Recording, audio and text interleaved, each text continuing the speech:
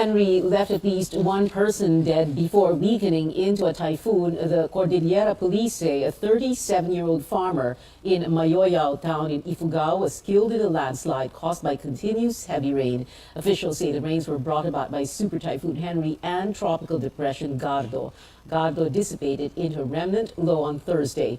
Police added the victim was reportedly trapped in his brother's house, which was buried in a landslide on Wednesday.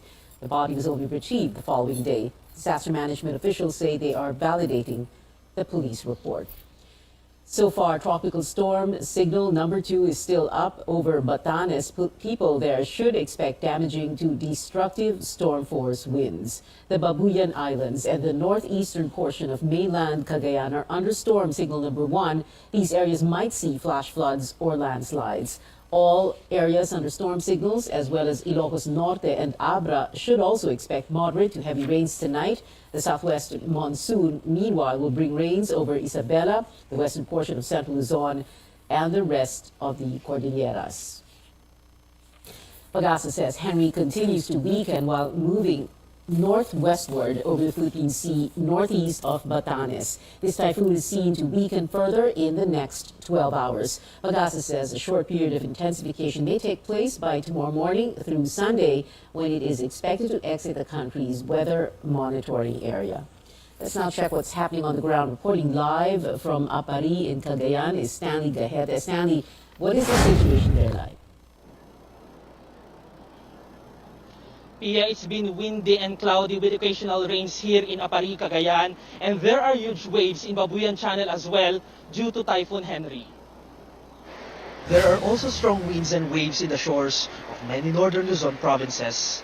While Henry did not make landfall, its position within the Philippines throughout Friday affected the islands of Batanes, the Babuyan group of islands, and parts of northern Luzon including Cagayan, Ilocos Norte, Abra, and Apayao. Light to moderate rains were experienced, says the Weather Bureau. Naka-observe tayo ng light to moderate na rains at times heavy. Batanes and Calayan Island here in Cagayan experienced strong winds and moderate to heavy rains. May mga bugso ng ulan, may thunderstorm, kumukulsong iglat. Para sa dami ng experience namin, parang intensified lang na southwest monsoon. Sa Orangils, hindi naman ganong alarming. Hindi siya mag-propose ng damage. In Itbayat, Batanes, the country's northernmost municipality, a riprap made of stone was damaged because of continuous rains last night. Saka ko yan, nakaranas ang Itbayat ng medyo malakas na hangin at pabugsog-bugsong ulan. Medyo maaraw din po. Sa ngayon, simula kahapon, wala nang biyahing bangka dahil sa gale warning. The same scenario was observed in Basco, Batanes. Waves in coastal areas in Apari, Cagayan continue to limit the movement of fisher folk, affecting their livelihood. Some residents now opt to fish, even near the shore, just to get food. Tignan sir, kung may mahula ko sir, pangulam namin. Wala naman sir, ganyan na naman ang alon. Nakaduya na naman kung walang mahuli dyan. Hindi ko kaya talaga bangkain yan sir. Bangkain yan. Kung malaki lang na bangka, magkaya. Kaso maliit lang po. Maliit lang po yung bangka. Pang ulam lang po pa. The Regional Disaster Risk Reduction Council is still monitoring the movement and possible impact of Typhoon Henry. All national roads and bridges in Cagayan region remain passable. Electricity and communication lines are unaffected. Water level in Cagayan River and creeks are normal. Behind me is the Babuyan Channel, and as you can see, waves are still rough and huge. Fisher folk are now waiting for calm waters in the coming days as the weather improves. And that's the latest here in Apari, Cagayan. Back to you, Pia. Stan Gajeta there reporting. Shifting gears, bamboo and seaweed industry leaders are appealing for more funds to boost production. The Seaweed Industry Association of the Philippines says seaweed accounts for the bulk of aquaculture production. It adds the country still has about 85,000 hectares of underutilized municipal waters. We have to go out from the near the coastline towards the deeper part of the sea. No? Yan yung deep sea fishing, deep sea seaweed farming. Now, malaki po yung space niyan, pero it's a costly. undertaking. Way back in 2012, we used to have a budget allocation of 250 million. Ngayon po, 40 na lang. The Philippine Bamboo Foundation says prices have spiked because of dwindling local production. The group flagged the lack of commercial plantations and education among farmers as causes of wrong harvesting. The foundation adds helping the industry can create more jobs in rural areas and mitigate the impact of climate change.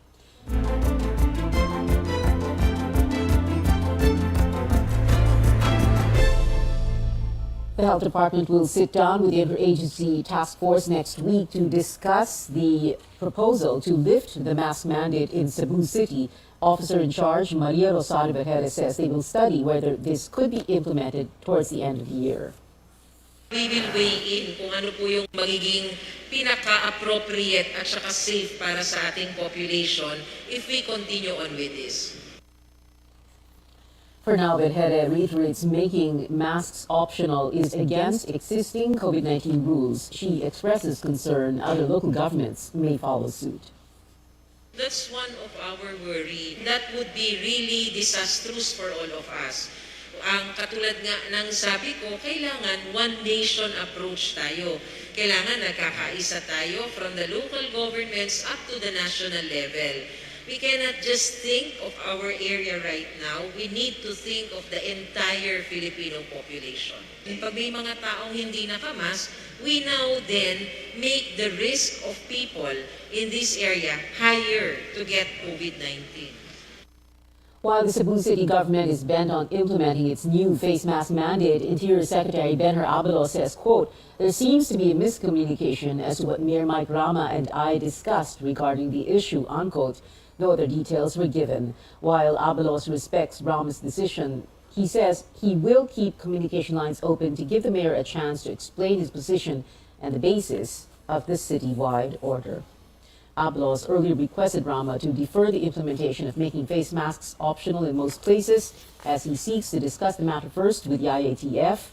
He added local governments cannot have conflicting policies on pandemic response, especially since the national state of public health emergency is still in effect. More stories ahead. A senator expresses his dismay for a lack of support in the proposed parliamentary shift. And another attack on a lawyer in Cebu City leaves the local legal community in shock. Keep it here on Newsnight.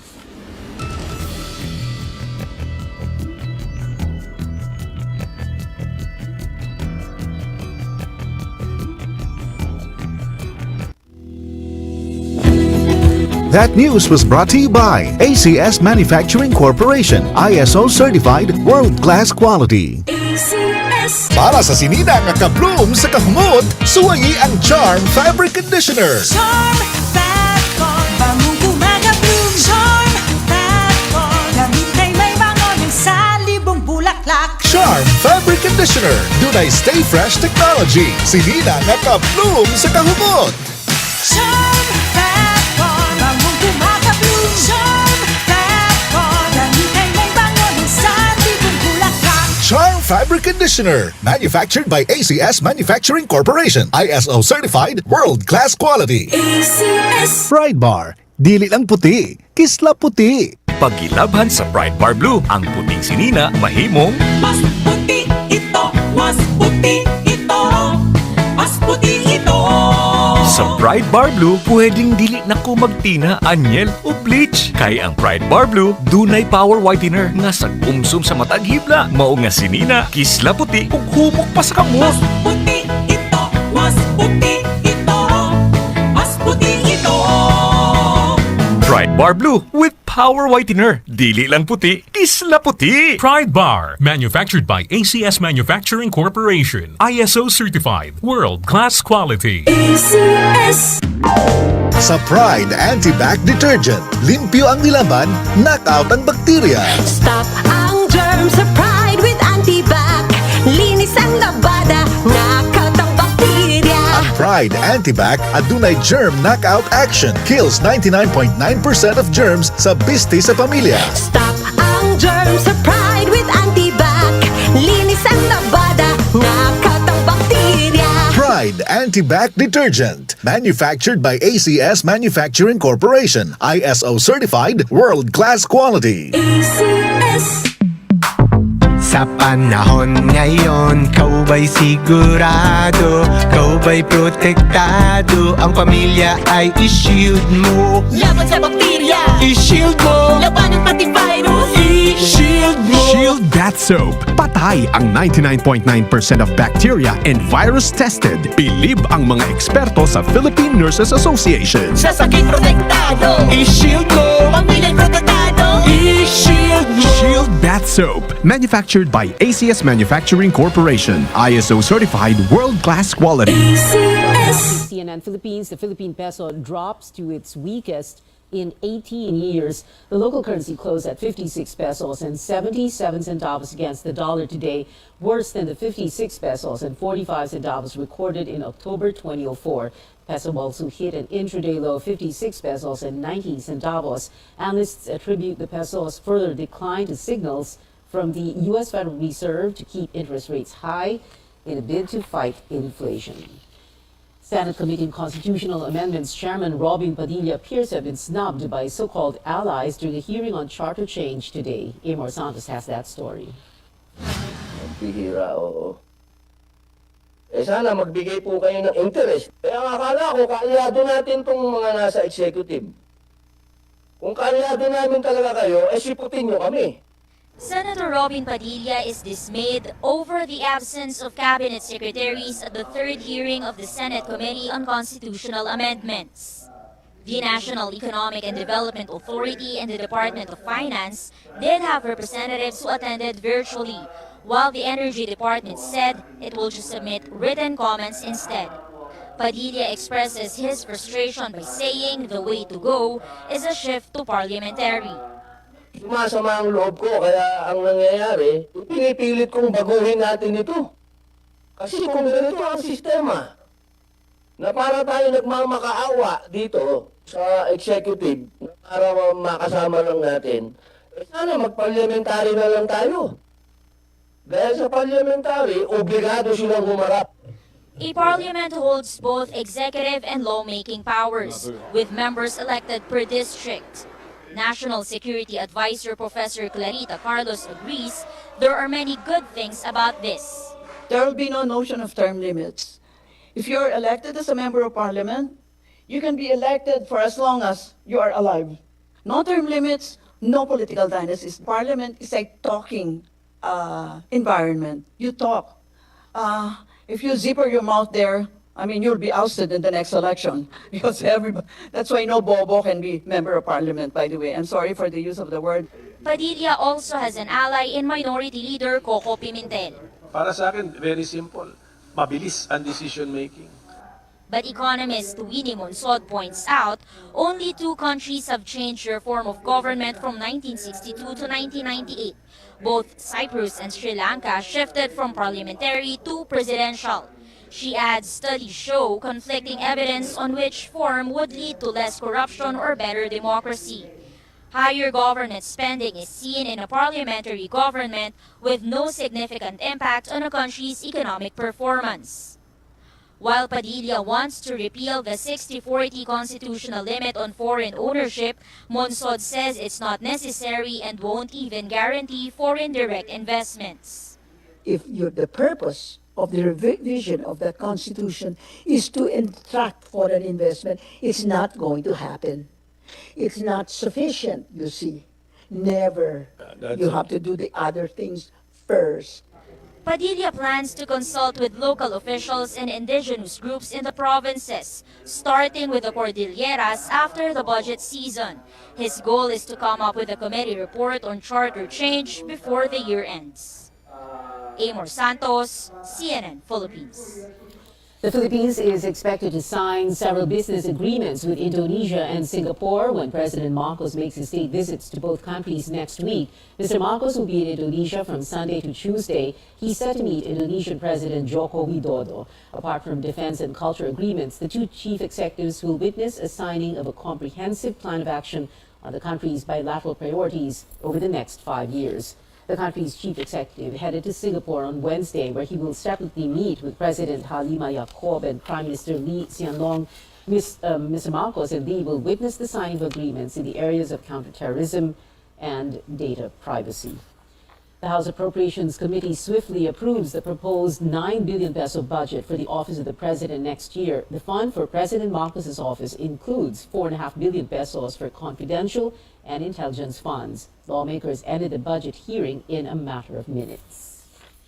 By tradition and extending parliamentary courtesy to a co-equal branch in government, I move to terminate the budget briefing of the Office of the President. Kabataan Party List Representative Raul Manuel plans to question the Office of the President's confidential funds when the budget is taken up in plenary.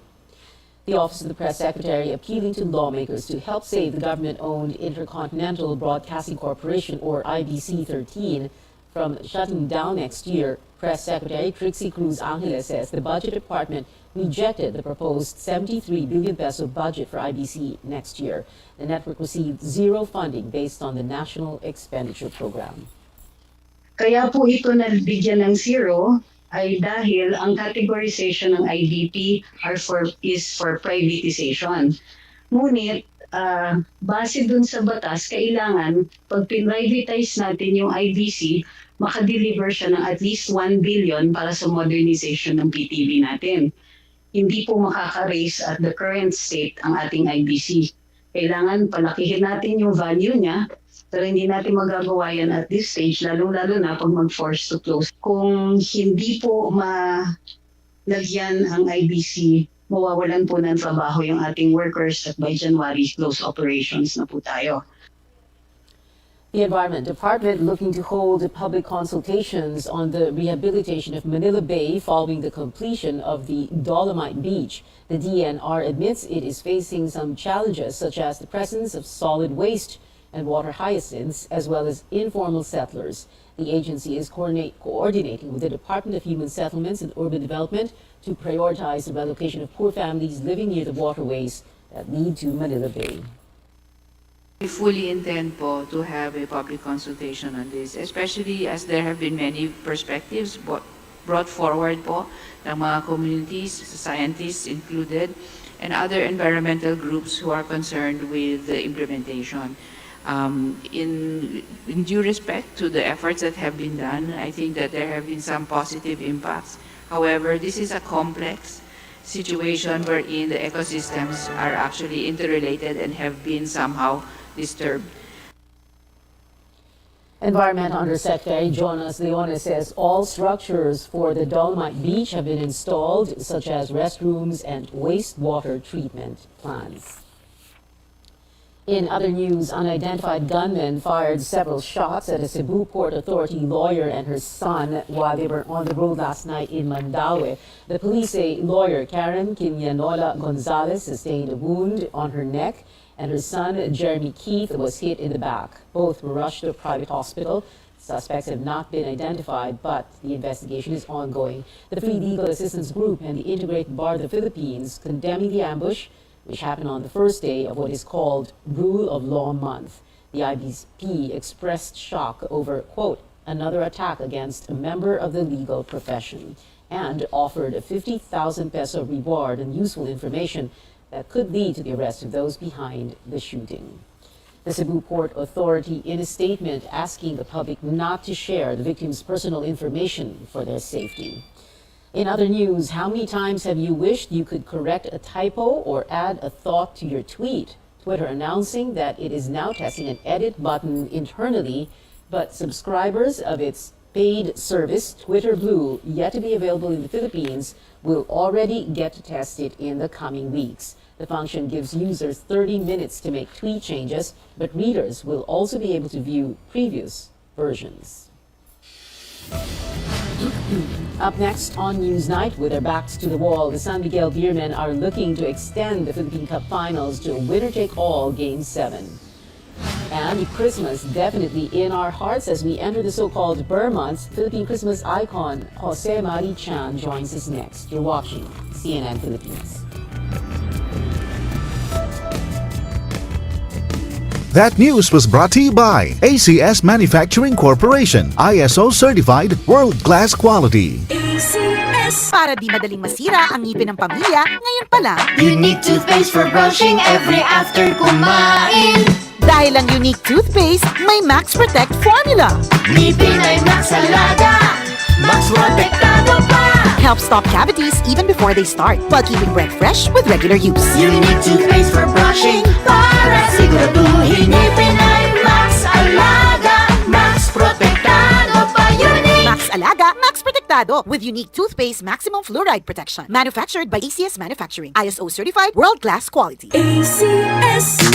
Boom, papaya, white rose papaya, yeah, yeah, yeah. Boom, puti ka in 7 days, oh yeah, yeah, yeah, yeah, yeah, yeah. White rose papaya.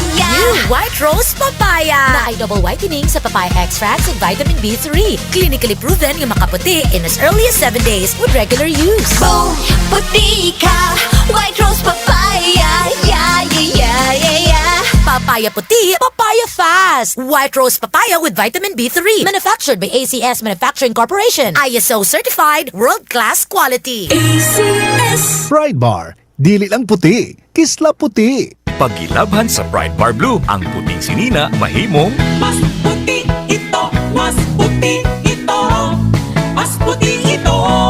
sa Pride Bar Blue, pwedeng dili na ko magtina, anyel o bleach. Kay ang Pride Bar Blue, dunay power whitener nga sagumsum sa matag hibla, mao nga sinina, kisla puti ug humok pa sa kamot. Mas puti ito, mas puti ito, mas puti ito. Pride Bar Blue with power whitener. Dili lang puti, kisla puti. Pride Bar, manufactured by ACS Manufacturing Corporation, ISO certified, world-class quality. ACS. Sa panahon ngayon, kau ba'y sigurado? Kau ba'y protektado? Ang pamilya ay i-shield mo. Laban sa bakterya, I-shield mo. laban ng pati virus, I-shield mo. Shield Bath Soap. Patay ang 99.9% of bacteria and virus tested. Bilib ang mga eksperto sa Philippine Nurses Association. sa sakit protektado, I-shield mo. pamilya'y protektado, I-shield mo. Shield Bath Soap. Manufactured by ACS Manufacturing Corporation. ISO certified world-class quality. ACS. Para di madaling masira ang ngipin ng pamilya, ngayon pa lang. Unique toothpaste for brushing every after kumain. Dahil ang unique toothpaste, may Max Protect formula. Tonight for the crown, while the San Miguel Beermen playing to force a Game 7, hopefully on Sunday. The score is 51-30 in the second quarter in favor of San Miguel. Filipinos welcome the beginning of the Burr months, regarded as the unofficial start of the country's Christmas season, the longest Christmas season in the world, by the way. Mr. Christmas, Jose Marichan's memes have taken social media by storm, as they do every year. One shows him wearing a Santa hat and a face mask, peeking from behind a wall, hinting that he's on his way to spread some Christmas cheer. Another meme features American diva Mariah Carey, also a Christmas icon for her modern classic, All I Want for Christmas Is You. Joe Marichan and Mariah definitely bring the Christmas feel through their voices and songs. That's all. Just yesterday, we caught up with the founder of Funko Fanatic PH, Nico Lim, and JMC's daughter, Liza Chan Parpan, who talked about the latest Funko Pop line, Jose Marichan in a black suit and a yellow tie with a microphone in his right hand. And tonight, we have Mr. Christmas himself here in the studio. Good evening. Tito Joe, welcome to Newsnight. Thank you very much, but I don't like to be called Mr. Christmas. Yeah, parang that name belongs to Jesus Christ, the baby Jesus. the baby in the manger. So, Tito Joe, you're only the third Filipino after Manny Pacquiao and Jokoy to be Funko. That's supposed to be a word now. And I understand from your daughter Liza, like we said earlier, Liza was here, and Nico Lim of Funko Fanatic Philippines, that you were wondering what Funko was. The first time Liza talked to you about it, you were like, what's that? That's correct. Oh, but apparently there are many collectors of Funko in the Philippines. Right. I didn't know that. Yeah. Some of them are good friends of ours. Oh, okay. So Lisa brought some of the Funkos to you so that you could see. For me to but- autograph. Oh, to autograph. Okay. But what were you thinking when they said, "Hey, we want to make we want to make you into a doll, immortalize you into a doll"? Well, I consider Funko as a toy. And so I feel complimented that the young people associate me with Christmas. And this is No, not another. just the young people, everybody, crosses generations. So it's a compliment, and I feel that it's a blessing, Pia, that the gift of music, the gift of songwriting, comes from God. And thank you for blessing me with this chance of being associated with the joyful season of the world. Okay. So tell us first, Tito Joaquin, because you were just recently in the U.S. There was like a tribute concert for you, right? And then, Yes. In Los Angeles, there's a symphony orchestra called FASO, Filipino American Symphony Orchestra. And last August 20, they performed a concert of my music at the Disney Concert Hall. So that was magical for me. I brought Marianne, my wife, and my 2 kids, and 3 of my grandchildren. Okay, that was great. And Lisa said that she also brought you to a Funko store. Yes. Biggest one in the U.S. and in the world. Yes, and so they showed me around, and I bought a few Funko dolls to give away. Yeah. Which ones? Well, the Michael Jackson. Michael Jackson and what else? What else? Some others. There's a picture of me there. Yeah, in that store. Yes. Yeah. Okay. So, but Lisa brought you there not precisely so that you could see, how big the Funko was and what it's going to mean. That's right. And the choice of the release date, yesterday, September 1, that's because of the start Burr of the month. Christmas season. Yeah, the coming of the Christmas season in the Philippines. Okay. But I heard from Nico that the plan was to release this last year, September last year. Honestly, I didn't know that. But I guess, as you had mentioned earlier, it's perfect timing because last September saw the upsurge in the COVID cases. So it would have been a bad time. So this is a good time. Tama-tama. Yes. Okay. Tito Joe, let's talk about very quickly the memes. There's so many that come out every single year. It's like clockwork Talagang basta September 1, kahit na hindi pa September 1 may maglalabas na malapit na, yung mga ganun, The peeping. Yeah, the peeping. Oo. It's a good thing. I was telling my friends that my name is Joe and not Tom. Otherwise, I would be a peeping Tom. At least you're a peeping Joe. Okay.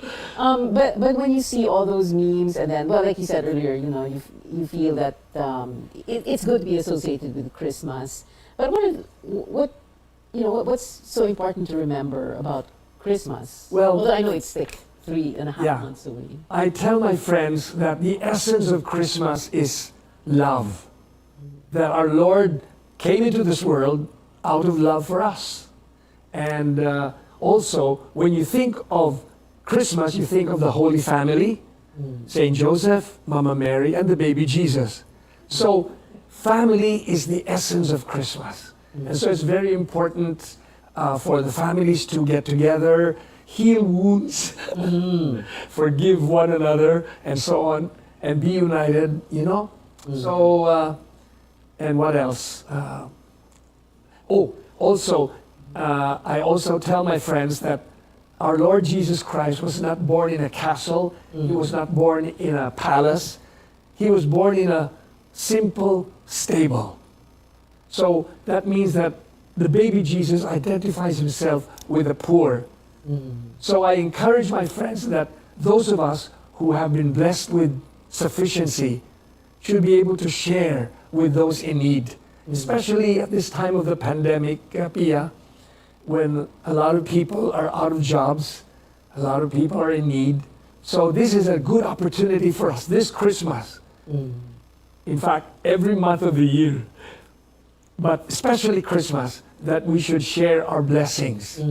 Okay. I remember last year in our Christmas special with your children, you said specifically that the gift you asked for from them was to donate to charitable causes or to help other people. Yes. So that's the same thing that you asked for. Yes, and we try to visit orphanages and to see that they are blessed with sufficiency, but there are many who are not. So share your blessings. I always think of the three kings who came to visit and they brought gifts to the baby Jesus. And of course, Tito Joe, our gift to the audience come Christmas time will be another Christmas special with you, right? And your children. I'm looking forward to that. We're taping in very soon. Yes. Thank you so much, Mr. Jose Marichan. I won't say Mr. Christmas na para. No. Thank you, Tito Joe. Thank you for being here. And that is it for tonight. Join me again on News.ph at 7 p.m. I'm Pia Hontiveros for Newsnight, where we go above and beyond the headlines.